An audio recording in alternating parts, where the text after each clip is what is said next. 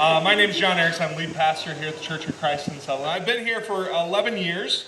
I am originally from central Nebraska and from a small town called Riverdale. We'll get to that a little bit later. This morning, I wanted to talk to you about something very near and dear to my heart, a special thing that had happened in my life, and we'll have a special guest who's going to come up and share as well. Have you ever had something you wanted to know from God?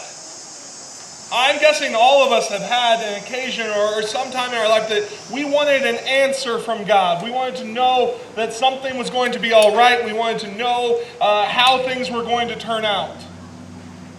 We all have questions that we've asked of God from time to time. Sometimes they last years. That you go years and years wondering something of God. Wondering how it will all turn out. Wondering what God's going to bring about in the end. We all have times in our lives where we have a question of God.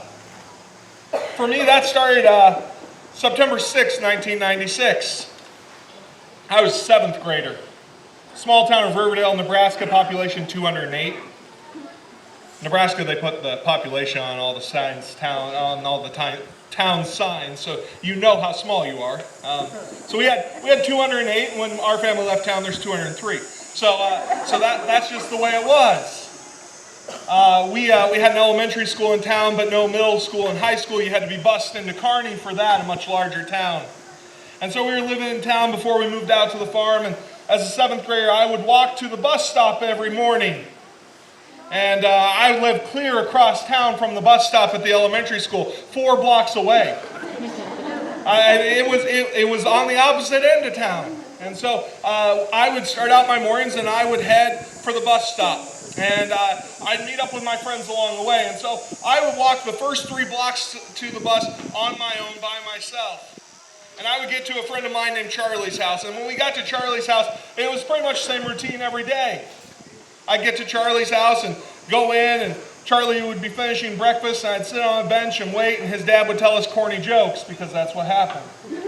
And so we'd be sitting there, and he'd ask us stupid questions, like if a tree falls in the forest and no one hears it, didn't make any noise, and things like that over and over again. Every day, the same questions. And at some point in there, Brandon, our other friend, would come along and join us, and then we would walk the last block to the school to be picked up by the bus at 7:30 in the morning. Well, it was on this specific day, on September 6th, 1996. It was a cold morning, and we had walked, and we'd met up at Charlie's just like we do every morning, and we began the last block to the school. We're heading that way, and we're joking around like we always do, and it's just a short walk. On this walk, there's houses on both sides, but on the end, there's a church before you get to the school. And on this particular day, I don't know if it was a noise that caught our ear or if somebody saw something, but all of a sudden we noticed that there was something different about the church steps that day. On that day, there was something on the church steps. We ran over and went up the 6, 7 steps that there were. There was a newborn baby. A newborn baby with nothing but a towel under his head on a cool September morning.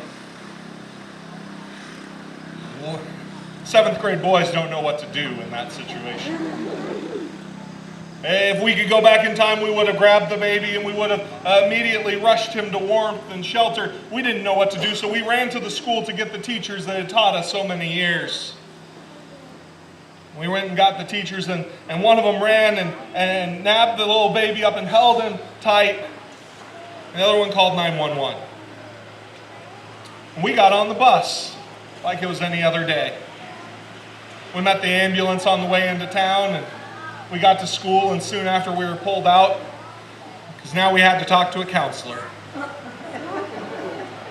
We were lauded as heroes. We always said, how could we be heroes for doing what anyone would do? Who would leave a newborn baby? Who wouldn't do something to help? The baby was very cold that morning, and he was in intensive care for a while to bring his body temperature back up, to get him okay. It was all over the news. Baby Doe. And I remember that day for the rest of my life.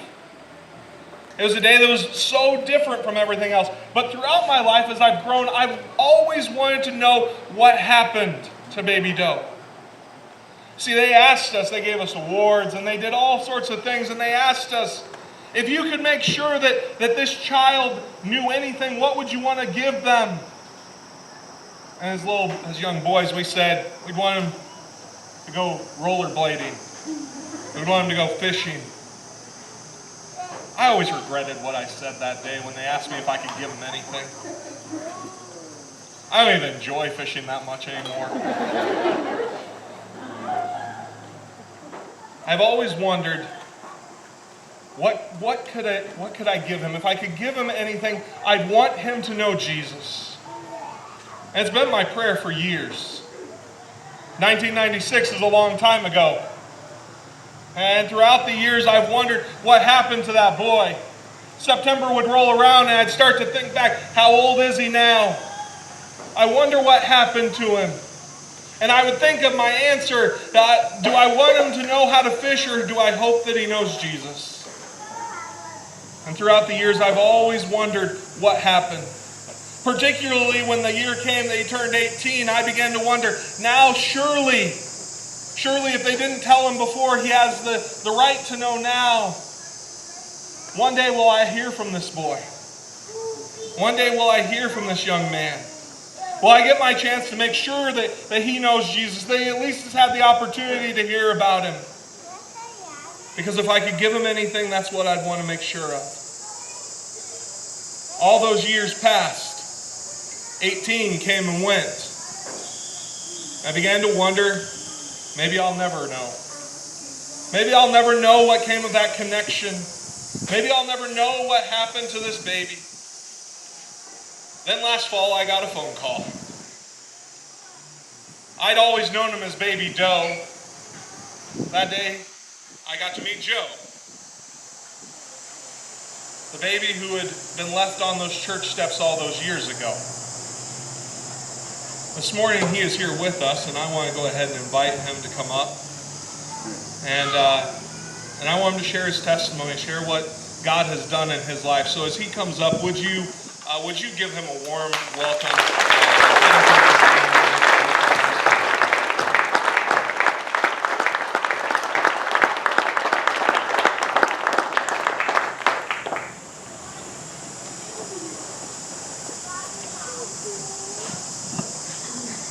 Can you hear me?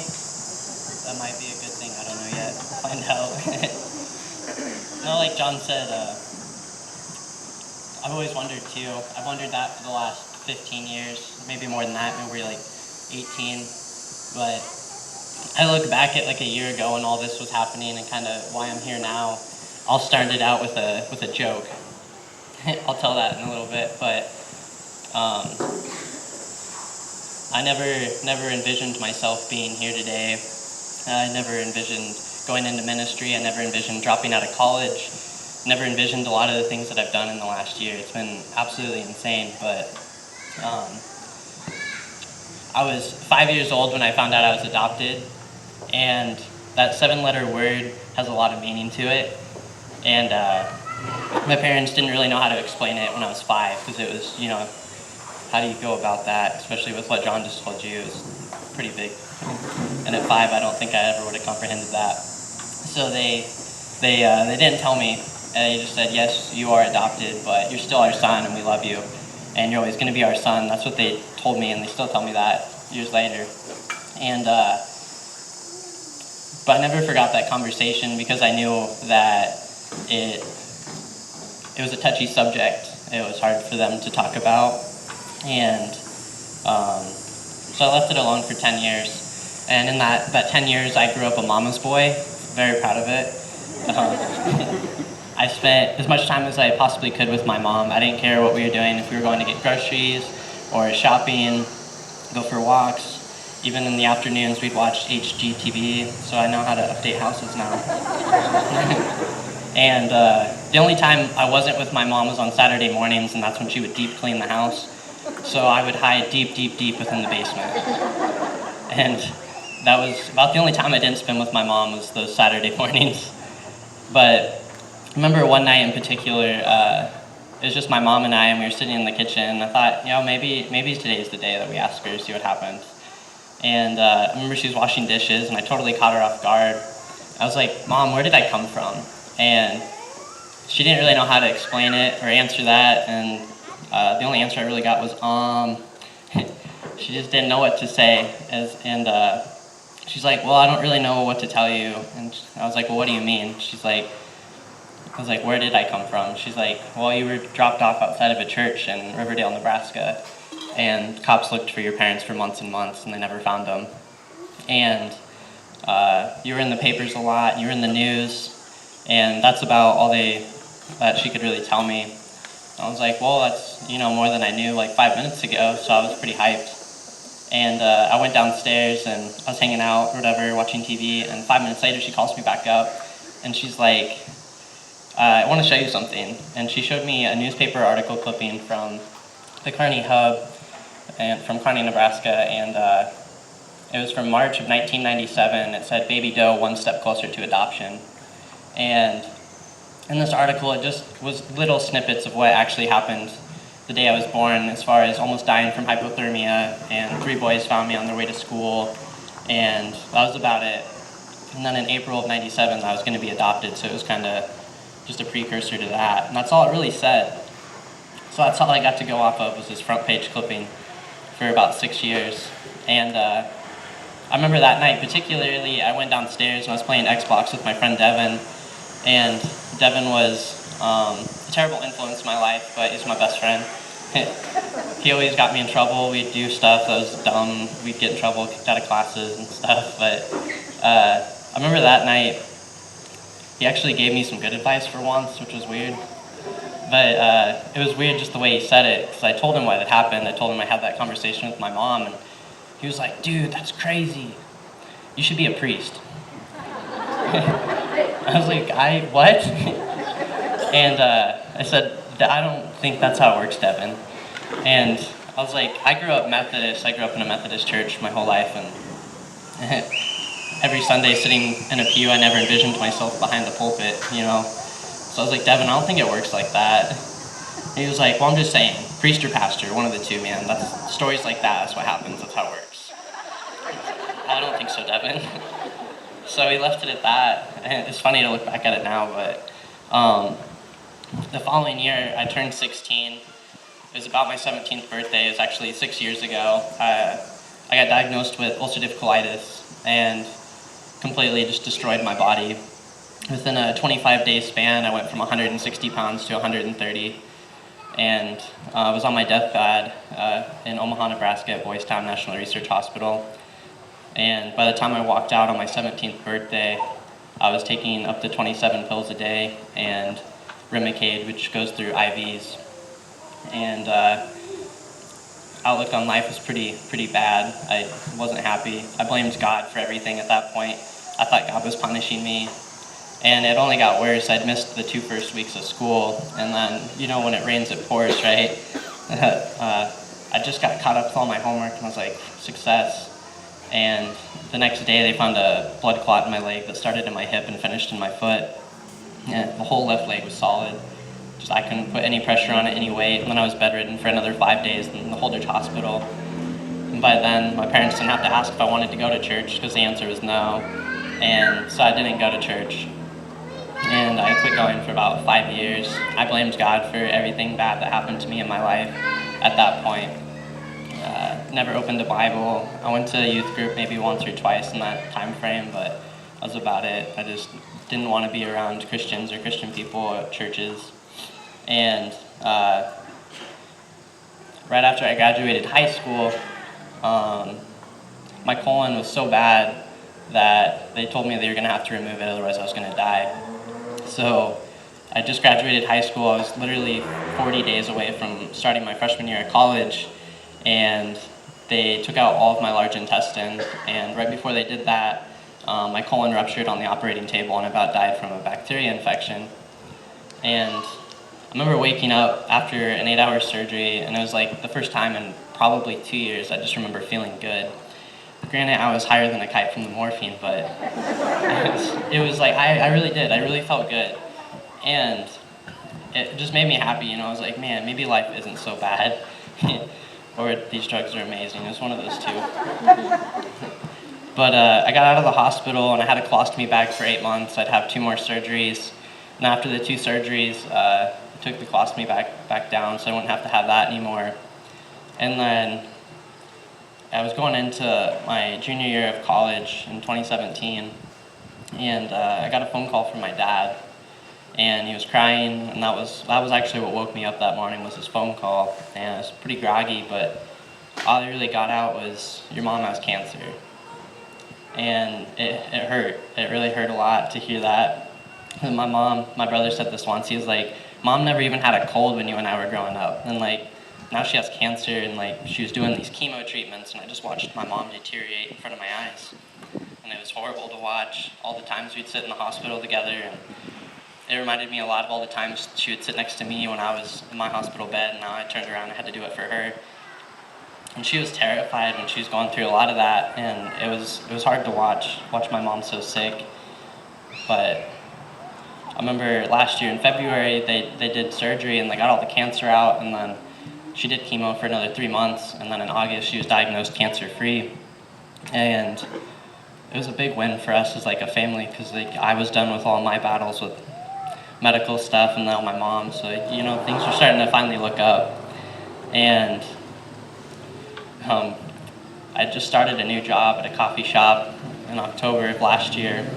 I was really excited. I don't know why. I never really even had the desire to make coffee until earlier in the year, but I don't know, I just really felt like I needed to make coffee for whatever reason. And now looking back on it, I know it was because God was placing me there for a reason. But I started working there, and it was literally my first day. And right after my first day at the coffee shop, it's October 2nd, and I just have like one of those days where everything just like goes wrong. And it was one thing after the next, after the next, after the next, and then after the next. And the first thing I did wrong that day was I woke up. And that's how I felt, and I still do. Nothing was going right that day. And afterwards, I remember calling my mom that night, and I was crying. I was like super emotional. I was walking my dog, and I just remember being like, Mom, I can't do this anymore. And she's like, what can't you do? I was like, I don't know. And she calmed me down. She told me she loved me, and like my mom's always been that person I can go to whenever I'm in whatever storm I'm in of life, and just someone to talk to. She's my best friend, so it was just like a good conversation to have that night. And I remember the next day I woke up, and for whatever reason I went to Walmart and I decided to get a coffee bean grinder and a Bible, which you're probably like, that's a weird combination, Joe, and I would agree. Especially because the Bible is like a New King James Version. I still don't understand what half the words say in there, but that's what I bought. So I got it, and I started reading it, but I didn't really know how you're supposed to read the Bible, so I did what I heard once called Russian roulette, as far as just like opening it up, just seeing what scriptures, see what God wants to say at that point. And I never really knew how to read it, and it's like a dangerous game, because sometimes you're reading like through some of the prophets, and they're like, God, why have you forsaken me? And it's like, yeah, like why? So it's a dangerous game. So, but I just didn't know how to read the Bible at the time. And I remember I was trying though, I was really trying. And one of my coworkers named Michaela was like, Joe, will you come to church with me this weekend? And I was really apprehensive about it. I was like, no, churches judge people. And like, I don't know if you've noticed, but I have tattoos and a nose ring and a mustache. I'm still questioning the mustache, but I was like, they're gonna judge me. I don't want to go. And she's like, no, I promise, my church is different. And I was like, I really don't know, Michaela. I don't know if it's that much different. And I'd put every church ever in one box based off of what I grew up with. So I thought they were all the same, and they're not. And somehow she coaxed me into going, and I just remember that day because like I'd never heard worship music like that before, and I'd never heard a sermon that like spoke to me the way it did that day. And I was like, wow, it was a divine appointment for sure. And I cried like the whole time I was there. I was like, wow, this is amazing. And I decided I'd go back the following week, so I did. And then that third week, I was working, it was a Friday night, I was working with Michaela and a guy named Tyler. And Tyler started working at the coffee shop 2 weeks before I did. And that night in particular, we were talking about the show Riverdale on Netflix. And I made a joke, and because of that one joke, I'm here today. But maybe it wasn't a joke, it was more of a statement, because it's true. But I said when I was a baby, I was dropped off outside of the steps of Riverdale, like outside of the church. And Tyler knew all about it. He knew that story, he'd read all the articles about it, and it was really weird, because no one my age knows that story. And he's only 4 years older than me, and he was very familiar with the stories. And he said the reason I know about that story is because I was taking a class at UNK, which is the University of Nebraska at Kearney, and his professor there and his boss that he had 3 years prior at the Kearney Hub, at the newspaper, were the very first people to ever do an article about you. They were both so new to their jobs, I'd come to find out that the editor didn't trust just one of them writing it, so he made them co-write it. And so he was like, yeah, if you're serious about it, because he knows I'm a prankster, so he didn't believe me. He was like, email this professor and call this person at the Kearney Hub. There's a file that they have at the Kearney Hub, and it has every newspaper article ever written about you in it. And call and see if they have it. So I did it right in front of him, and he was still really skeptical about it.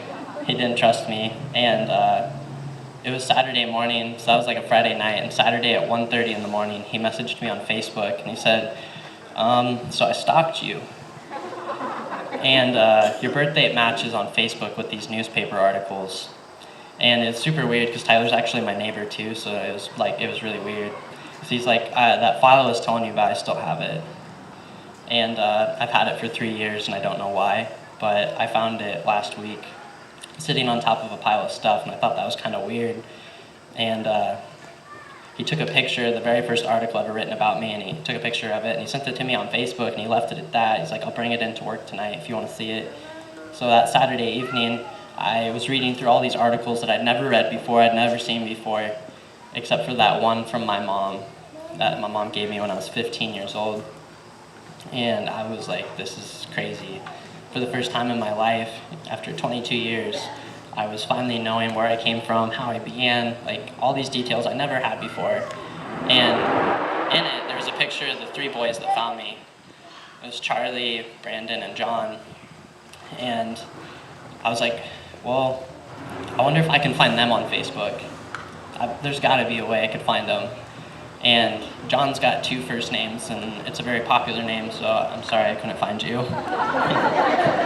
I found Charlie right away, though, but keep in mind, they were roughly 12 when they found me, so now they're 32, 36 in that area, and I didn't know. I saw Charlie's picture on Facebook, and Charlie in this picture was just a skinny little twig with blonde hair, but Charlie in this Facebook picture had a long bushy beard with long blonde hair, and I was like, man, I don't know if that's him. So I didn't message him, and like I said, I gave up the search on John, but Brandon had a name that his last name wasn't very common, so I wonder if I can find him. So I looked, and very first person at the top of Facebook search was his name, and I clicked on it out of curiosity, and I started Facebook stalking him like a detective. Started scrolling through all his old photos that he put up on Facebook, and I found one where he was looking off into the distance in this picture, and in that picture he looked similar to this 12-year-old kid. Keep in mind, he would have been roughly 22 in this picture that I was looking at, and I was like, that's gotta be him, but I'm not sure. So I said, screw it, and I took a picture of that one article, and I sent it to him on Facebook, and I said, hey, I'm sorry if this is weird, but I'm just trying to reach out to the 3 guys that found me when I was a baby, and I'd just love to say thank you. And if this isn't you, this is extremely awkward, and I'm sorry. But if it is, I'd love to talk to you. And I hit send. The next day I went to church, and after church, for whatever reason, I felt super, super compelled to go to Riverdale for the first time and go see the church for myself. So I grabbed my newspaper articles that I had in that file, I threw them in my bag, I grabbed my dog, and we drove off. We got to Riverdale. Thank God the service had just gotten out, and it's a small town, small community, like he said, so they know a new person when they see them. And everyone was staring at me, and I stuck out like a sore thumb with all my tattoos and my white t-shirt and my backpack. And I walked up these steps up into the church, like 7 or 8 of them, and I remember looking down at them thinking, wow, like, this is where it all began for me. It was right here.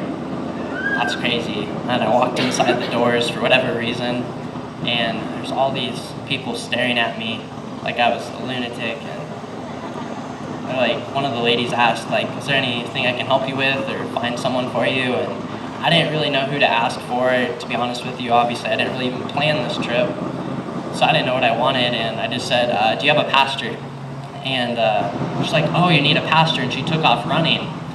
And I'm like, oh no, they think I'm suicidal. And I was like, I really wish I would have thought this through. And the pastor comes running up the same steps that I just did. I'd actually passed him on my way in. And he's like, hi, my name's Pastor Scott Guthrie. How can I help you today? And I was like, well, this is already awkward. Let's make it worse. I'm like, 22 years ago, there was a baby dropped off on these steps. Do you know anything about it? And he just laughed. And then he asked if I was him, and I just nodded my head, and he was like, well, good golly. And I don't remember if he hugged me or shook my hand. It all happened so fast. And all the people that had actually congregated around us in this scene at this moment, and they were all oohing and eyeing. It was a lot. But everyone was just in amazement. I was amazed that the pastor is actually the same pastor from at like 30, I think he's been there for 30 years, so he knew well about it. And he invited me out to lunch, and they took me out to lunch, and then after lunch, he invited me to his house, and he said he wanted to talk to me a little bit more, and we sat down in his study in his basement, and he was like, well, this is kind of weird. About 3 weeks ago, I was moving my mom, and while we were moving my mom, sitting on top of a bunch of stuff was an article that I wrote about you 22 years ago in the Kearney Hub. And it was actually the only article that wasn't in this file, so it was new to me, so I was reading it on the spot. And it was just him highlighting what had happened at the church and what it meant to them as a church. And they were honored that, someone would choose to pick a safe place to put a baby other than someone that wasn't. And the circumstances weren't great, but he still prayed for me in this article, and he prayed for my birth parents in that article, and for the community of Riverdale and Kearney. And he kind of left it at that in that article. Well, after that, he's like, yeah, it's kind of weird that I found this, because I thought it fit well with the sermon I was going to give in 2 weeks, and then 3 weeks later, here you are walking up those steps. And it got crazier yet, because then after that, he pulled out this book, and it was a 125th anniversary book of the Riverdale Church. And Centerfold was literally all about that what had happened to me. And it said our church miracle, and it just did a little short summary of it.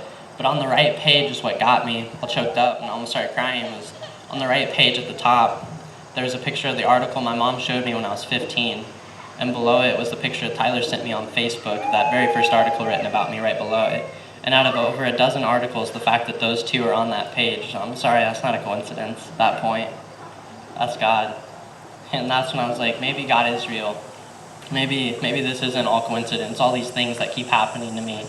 And it got weirder yet. 2 days later, it was a Tuesday night, about 10:30, and I get a Facebook message from that Brandon guy I messaged, and all it said was, what's your phone number? I was like, there's no way I found him. There's no way.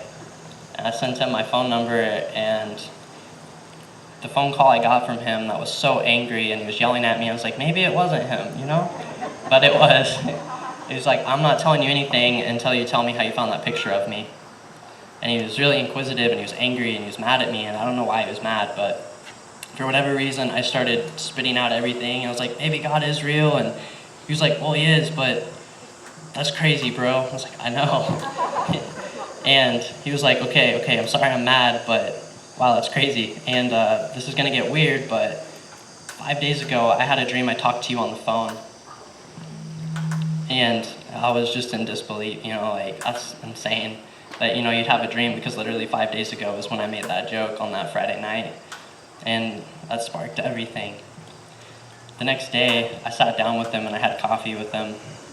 And it was cool to meet him. And he's a really nice guy. I found out that he's in the military and that he's trained in counterintelligence, which explains why he was so mad at me. Did some deep stalking on that one. And after we met, the next day I sat down at literally the same exact table by pure coincidence, and we sat down with the Kearney Hub, and it was just me and the very first two people that wrote the article about me sitting right across from me. And when they were writing that, they were like, "What do you want from this article?" And they asked if they could do an article about me coming back, and I would, at that point, be telling people who Riverdale Baby Doe was at that point. And I said, "I really don't know. I'm just saying that amidst everything that's happened to me in the last 3 weeks, I just didn't know who God was, and now I'm starting to see who he is. And all this stuff that's happening to me isn't coincidence anymore. I'm sorry." And they wrote the article, and it went out to the world early November, and over 30,000 people read it on the Kearney Hub website alone. And from there, because of the popularity, it went to the Omaha World Herald, and then to the Lincoln Journal-Star, and then the Associated Press picked it up, and it went to South Dakota, and to Colorado, the great state of Iowa, Kansas. And one day I got a message from a guy from Waco, Texas. For whatever reason, my article had made it to the Waco, Texas Tribune down there. And it was crazy, just all these people that were getting to read this article about me, and the people that read it for more than face value. It was titled Baby Doe Looking for Birth Mother, but more than anything, it was Baby Doe Looking for God. And it was a really powerful, powerful thing, and I always loved it when people would read it more than face value, and they'd actually see, that God was at work in this article, and all these people that were involved, and all these people that are getting brought back together because of this article. I know Brandon said it was the first time he talked to you in years, and Charlie as well, and it got those three guys back together to talk. It was just crazy. And after that article came out, I started getting this really, really weird urge that I can't describe, other than I felt it deep within my soul, that I needed to drop everything I was doing and go into ministry. And I really can't explain it other than that. And so one by one, I started dropping out of everything I was involved with in college, as far as my fraternity and 3 other organizations I was in. I was getting ready to take one leap of faith and drop out of college with 10 classes left to go into ministry. And I remember I was sitting in my room one day, and I said, "God, I'll do this, but I'm not going to do it if you don't give me a sign that this is what I need to do. I'm not going to do it unless you do that. But otherwise, I give you my life right here, right now, and I'll do your will, and I'll go into ministry if you give me a sign." And I went, right after I had that prayer with God and that time with God, and I went to the church I was going to at the time, and I talked to a pastor, and I left that, and I was like, that wasn't the sign. I was like, okay, no deal. That easy, right? And that night, I went home to Holdridge to see my parents, and I remember looking at my mom, and she had this heating pad on her neck, and she just didn't look like she felt good. I'm like, "Mom, are you okay?" And she said, "Yeah, I just have a headache." But when she said headache, inside me I heard the word brain tumor. I heard those 2 words, and I was like, that's a really, really weird thought to have, Joe. And I was like, that's really weird. And I didn't say anything about it, didn't tell anyone. The next day, I got a phone call from my dad at approximately 1, and my mom, and my dad, then my mom, then my dad, then my mom, and I didn't answer any of them. 5 o'clock rolls around, my brother calls me, and I finally answered that one. He said, "Hey man, I'm on my way to Omaha. I'll pick you up on the way if you'd like. They found a brain tumor in the back of Mom's head." And I said, "Sure man, I'll ride with you." And we went up to Omaha. I think he got to Omaha we got there at maybe 2 in the morning. And I think I got to bed maybe at 3:30. And my dad was dragging me out of bed at 6:30 in the morning for whatever reason. And I was running on 2.5 hours of sleep and coffee and Mountain Dew and fear. It was just a rough day. And it was my mom, my dad, and I. My brother stayed in the hotel with his wife and their son. And it was just the 3 of us sitting in this room, and we were sitting there, and I was reading a book called "It's Not Supposed to Be This Way." It's by an author named Lisa Turkhurst, and in this book, it's just the testimony of her life, and in it, it's just flooded with scripture from the Bible. And I just happened to be turning to page 180 and 181 in that book, and I was reading it, and at the bottom of 180 and at the top of 181, there's 2 Bible verses, and I'm going to read one of them to you here in a second, but I just remember looking at my mom, and we were all crying, and we were just really scared for the surgery because we didn't really know the outcome. We didn't know what was going to happen. For whatever reason, I felt like God was just saying, Joe, just read the verse. Just, what do you have to lose? Just read those 2 verses to your mom. Is it really going to, do I have to pull your teeth to do this kind of thing, And I got to the point where I finally read that one from John, and then I read this one from 1 Peter, and it says, in 1 Peter chapter 4, verse 12, it says, Beloved, do not be surprised at the fiery trial when it comes upon you to test you, as though something strange were happening to you. How ironic, right? Reading that to my mom in that moment. But rejoice insofar as you share Christ's sufferings, that you may also rejoice and be glad when His glory is revealed. And that's pretty much saying, life's going to kick you in the face sometimes. And when it does, if you put all of your trust and your hope and your love right in God, He's going to get you through any storm this life ever throws at you. And I didn't preach like that to my mom, but I just read the verse, and after I read that to her, I'll never forget this. She looks at me and she's just like, son, I want you to go into ministry. You've always wanted to help people, and this is how you can. The church is a broken place, and you can be the one to help fix it. I want you to know, I didn't tell my mom that I was going to drop out of college to go into ministry. That wasn't my mom speaking to me that day. That was God. And it was God speaking to me when I was 15 through Devin. See, I think God talks through people who we find most influential in our lives, and He speaks through them to you. And for me, that just happened to be Devin when I was 15, and my mom, when I was 22, sitting in the hospital room. I said, okay, Mom, I'll do that. And right after that, a couple hours later, they wheeled her off to surgery, and they got the brain tumor out. 5 days later, she was working. I finished out my semester at college, and I dropped out. And I trusted God with the process after that. I said, okay, I'll just keep working and hanging out, and you provide. And then from there, I ended up doing a sermon in Holdridge. And then after that, I got asked to be an intern at a church in Kearney, and now I'm an intern. I work with college kids on Sundays, all because I trusted God that day by reading that verse. And then it brought me here today. It's cool to see what God will do through our lives, like even when we're struggling and we don't know how to trust Him. But even when we do, and we open up our hearts to Him, and we just keep pursuing Him, and we keep setting our sights and our focus on Him, what storms and what trials He'll get us through. It's truly amazing. And I'm so thankful that you guys brought me in today and listened to my story and my testimony in my life. I hope that it was able to strengthen your faith even just a little bit. And the drive was more than worth it. But, good job.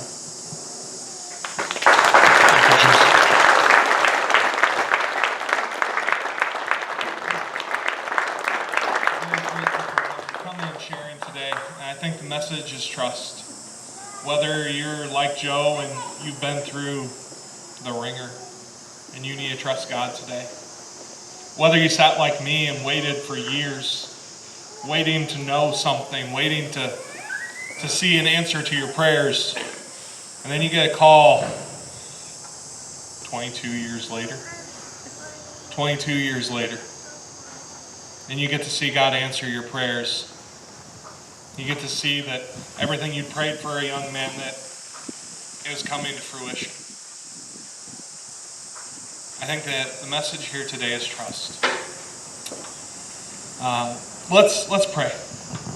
Father God, we thank you for this morning. We thank you that we could gather. Lord, we pray as we go from this place that we would trust you. That we would trust you in our hardships, that we would trust you in our waiting. That we would trust you with our lives. It's in Jesus' name that we pray. Amen.